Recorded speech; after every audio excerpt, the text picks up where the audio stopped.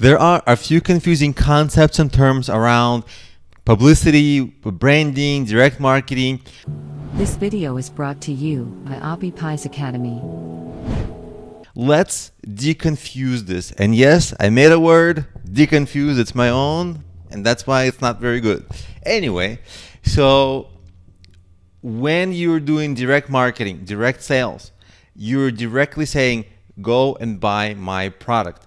Notice that actually builds your brand as well, because you get revenue, of course. People buy your product. You say, hey, buy my Nike shoes now, 50% off right now. Sale ends tomorrow. You're building your brand because people are going to use your products, but it's direct revenue. People are going to buy right away. As opposed to branding is saying seeing like a billboard saying, hey, Nike is awesome, or just do it. And it reminds you of their logo, reminds you of like maybe an image that Nike represents, like athleticism. It has a picture of a cool athlete, but it doesn't say like buy now. So it's just a reminder, hey, we're awesome. We're Nike, we're awesome. So if you are a small business, most likely, obviously, you want direct marketing. You need revenue, because without revenue, the business will just go out of business. For small businesses, direct sales is almost always first, but branding is also something to keep an eye on. Now, publicity does both. Imagine if you are a guest on a podcast. They interview you, that builds your branding. At the end of the episode, you can also say, hey,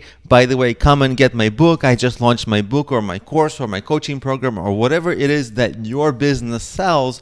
You can promote it. So there's a combination of sales and building awareness when you get publicity. Now let's talk about some pros and cons. When you get publicity, let's say in a large publication, in a magazine, on a big podcast, something like that, you can reach thousands, tens of thousands, hundreds of thousands of people. And that's branding. That brands you quite a bit. In fact, in my own experience, I've had people that tell me, like 5 years ago, I heard you on this podcast and I've known about you for a long time, but I only bought your products now. So guess what? That podcast, even though I didn't sell to that person back then, that was my branding and I had built awareness. It made that person more likely to buy now because they're so aware of me. They have a slight relationship with me for a few years now, even though I don't know them, but they know about me and it builds trust a little bit. It's not a cold sale. That's branding that publicity gives you. But the problem is that it's not as easy to sell, because when you reach millions of people who are, let's say, listening to a podcast, or they're driving and they're hearing you on the radio or wherever, they can be doing anything else. Let's say you're selling some widget. They're busy. They're going on about their daily life. They're not shopping right now. They might make a mental note. Hey, I'm going to check out this guy's work. But guess what happens to mental notes? They go into the mental garbage can. They get forgotten by almost everyone. So the sales are very small in proportion to the number of people you reach.